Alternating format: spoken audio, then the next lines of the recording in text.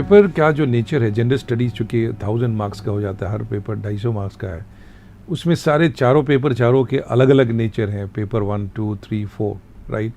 तो हम ज़रा डिस्कशन पेपर 1 से स्टार्ट करते हैं कि उसके बारे में, जहाँ ये तीनों सेगमेंट हैं, ज्योग्राफी, हिस्ट्री एंड कल्चर और साथ साथ में सोशियोलॉजी का, उसके प्रिपरेशन आपने किस प्रकार की? प्रिपरेशन तो जनरली जो स्टैंडर्ड बुक्स, स्टैंडर्ड मटेरियल है वहाँ से पढ़ना शुरू किया। उसके बाद मैंने आंसर राइटिंग पे अच्छा खासा टाइम स्पेंड किया है कि मैं जो आंसर की जो रिक्वायरमेंट है इसको मैं कैसे पूरा कर पाऊँ विथ माय आंसर। और मुझे लगा एक बहुत इंपॉर्टेंट जो एस्पेक्ट वो ये है कि हम लोग जो इंटर डिसिप्लिनरी चीज़ें हैं उनको ना भूलें। फॉर एग्जाम्पल कोई हिस्ट्री का क्वेश्चन आता है, it's not only purely of history question, इसका एक ज्योग्राफी का एलिमेंट भी होता है, इसका एक सोशियोलॉजी का एलिमेंट भी होता है, इसका इकोनॉमी का भी एलिमेंट होता है। तो जो मल्टीपल पर्सपेक्टिव्स हैं, इन मल्टीपल पर्सपेक्टिव्स को हमें भूलना नहीं है। We have to keep them in mind जब हम आंसर लिखें, तभी हमारा आंसर बेटर कॉम्प्रहेंसिव और मोर आर्ग्यूइंग। बेसिकली यूपीएससी का एफर्ट भी यही है कि जो सब्जेक्ट के जनरल स्टडीज़ के जो डिफरेंट सेगमेंट लिए गए हैं, आर्ट से भी, साइंस से भी, कॉमर्स से भी, ताकि कैंडिडेट के सोचने की जो क्षमता है वो डायनेमिक हो, हर एंगल से उसको सोच सके, और इसलिए सब्जेक्ट को अलग अलग सेगमेंट्स में भी दिया गया है, राइट। इसमें एक इन्वायरमेंट का जो खास करके इशू आता है, उसको लेकर के कैंडिडेट्स को बड़ा प्रॉब्लम होती है कि इसका मटेरियल कहाँ से लें और किस प्रकार से इसकी पढ़ाई करें। तो उस इशू, उसके लिए क्या किया आपने? एनवायरनमेंट एंड इकोलॉजी जो बहुत अहम है, क्योंकि हमारे आज के दौर में environment ecology is one of the burning issues. तो इसके बारे में अच्छी नॉलेज होना बहुत ज़रूरी है। कई सारी सोर्सेज हैं।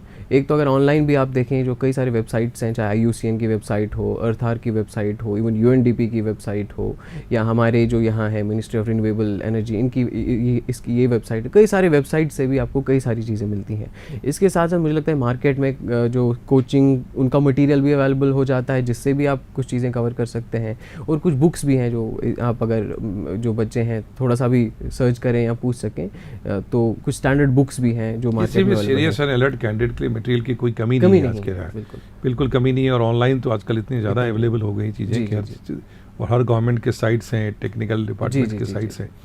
इसके बाद आती है बारी पेपर 2, जो थोड़ा नेचर इसका डायनेमिक है सब्जेक्ट का, जो उसमें इंडियन गवर्नमेंट्स और पॉलिटिक्स से रिलेटेड चीज़ें हैं, और उसके बाद आपका इंटरनेशनल रिलेशन, कॉन्स्टिट्यूशन। तो उसके बारे में आप क्या कहना चाहेंगे? पेपर 2 में और पेपर 3 में पर्टिकुलरली जो करंट अफेयर्स है, करंट अफेयर्स का रोल बहुत ज़्यादा है। कोई सा भी क्वेश्चन आता है, इसका there is definitely some connection with some news और some event which is happened in the past year so इसलिए मुझे लगता है करंट अफेयर्स पे फोकस करना बहुत ज़्यादा ज़रूरी है। आप न्यूज़पेपर्स जो हम पढ़ते हैं, newspaper is the best source to prepare for paper 2 and paper 3। In fact paper 1 पे भी काफ़ी जो रिलेवेंट अपडेट मटेरियल है। तो जो न्यूज़पेपर्स हैं, आप न्यूज़पेपर्स को अच्छे से पढ़िए, थॉरोली पढ़िए। You can make proper notes from newspapers, जो भी न्यूज़पेपर आप पढ़ते हैं। तो न्यूज़पेपर बहुत अहम सोर्स बनता है। इसके साथ साथ कुछ जर्नल या कुछ मैगजीन्स का भी आप सहारा ले सकते हैं, which really help you in preparing for paper 2 and paper 3। International relation को लेकर करके एक दिमाग में क्वेश्चन होता है कैंडिडेट का कि इसका फोकस एरिया क्या होगा और इस पर कहाँ कंसंट्रेट करना चाहिए और कैसे तैयारी करना चाहिए। तो आपने क्या किया इसमें?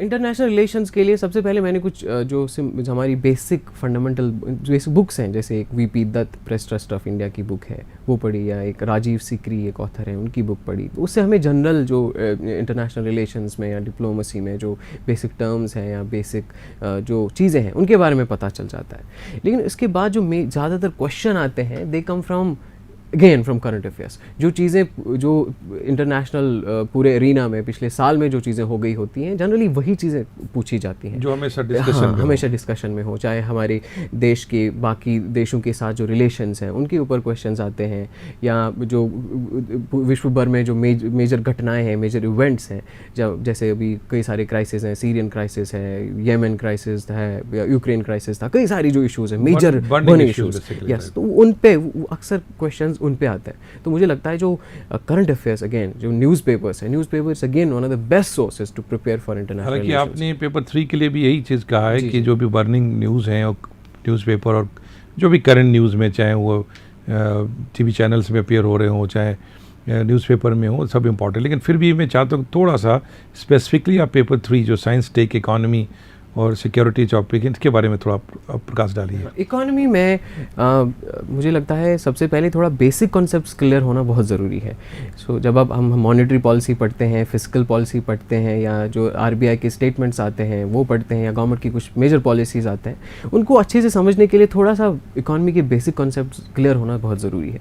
सो आई वुड सजेस्ट जब आप जो पेपर 3 की प्रिपरेशन के लिए आप पहले आप बेसिक एनसीईआरटीज़ भी पढ़ सकते हैं, जिसमें आप simple law of demand and supply वहाँ से स्टार्ट करके अपने थोड़े थोड़े कॉन्सेप्ट बिल्ड कर सकते हैं। हाँ, इन्फ्लेशन क्या होता है, सीपीआई कैसे हम कैलकुलेट करते हैं, जो हमारी जीडीपी है क्या होता है, जीडीपी कैसे हम कैलकुलेट करते हैं। सो अब फिर धीरे धीरे आप समझ सकते हैं मॉनेटरी पॉलिसी क्या है, फिस्कल पॉलिसी क्या है। तो थोड़ा सा अगर आप स्टेप बाय स्टेप जाते हैं तो आपके कॉन्सेप्ट्स क्लियर होते हैं। फिर जो मेजर चीज़ें आती हैं, चाहे वो मेजर पॉलिसी स्टेटमेंट्स होते हैं या पॉलिसी स्टांसेस होते हैं, आप उनको ईजिली आप ग्रास्प कर सकते हैं। सबसे पहले फंडामेंटल्स का क्लियर होना बहुत जरूरी है, उसके बाद फिर करंट से उसको कनेक्ट कर दें। जी, इसके साथ साथ हाँ, करंट अफेयर्स में जो न्यूज़पेपर है वो बहुत अच्छा सोर्स है। इसके साथ साथ हमारे एक कंट्री में बहुत इंपॉर्टेंट डॉक्यूमेंट होता है इकोनॉमिक सर्वे।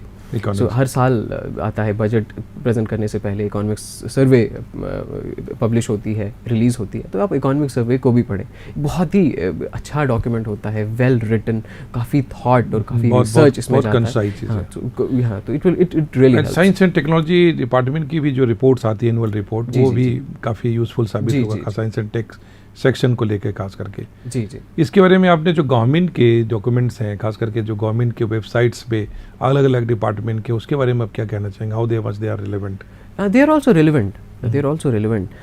चाहे मिनिस्ट्री ऑफ इंफॉर्मेशन ब्रॉडकास्टिंग या पीआईबी की जो वेबसाइट है, उसमें भी कई सारी चीज़ें जो हमारी जो day to day science and related चीज़ें, जैसे साइंस एंड टेक्नोलॉजी की बात की, तो साइंस एंड टेक्नोलॉजी के भी अपनी साइट्स हैं। जी जी जी, उन सब में भी जो उन सब का भी अच्छे से फ़ायदा लिया जा सकता है, बेशक they are also very useful.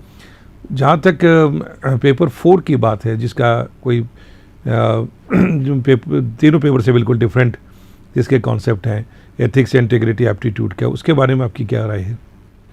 बहुत अहम ये पेपर है, नया ही इंट्रोड्यूस हुआ है, लेकिन जो चीज़ें इसमें टेस्ट की जाती हैं काफ़ी इंटरेस्टिंग है। एक पार्ट ए होता है जिसमें कई सारे कॉन्सेप्चुअल क्वेश्चंस पूछे जाते हैं, पार्ट बी होता है जिसमें हमारी कई सारी केस स्टडीज़ होते हैं जिनको हम सॉल्व करते हैं। तो इट्स काफ़ी सीखने वाला, it's something to learn from इस पेपर से, इस पेपर की प्रोसेस में। क्या देखना चाह रही है इस पेपर में कैसे कैंडिडेट? हाँ, एक तो इसमें जो आपका एप्टीट्यूड है, चाहे वो प्रॉब्लम सॉल्विंग का हो या आपका जो नज़रिया है चीज़ों को देखने का, तो उसमें मेरे ख्याल से कहीं ना कहीं झांकने की कोशिश करता है इस पेपर के द्वारा।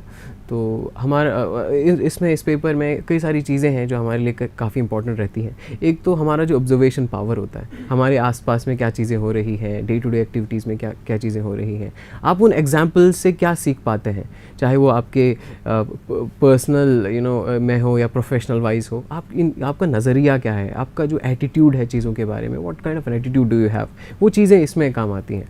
तो मुझे लगता है ये भी इस पेपर में अच्छा स्कोर करने के लिए ये भी ज़रूरी है कि हम अपनी आंखें और अपने कान बिल्कुल खुले रखें और अपने आसपास की चीज़ों से भी सीखना शुरू करें। जो केस स्टडीज़ का जो आइटम है, उसमें इस प्रकार के ऑब्जर्वेशन एनालिसिस बहुत मैटर करता है। जी जी जी। आपने केस स्टडीज़ के स्ट्रेंथ को डेवलप करने के लिए आपने क्या किया?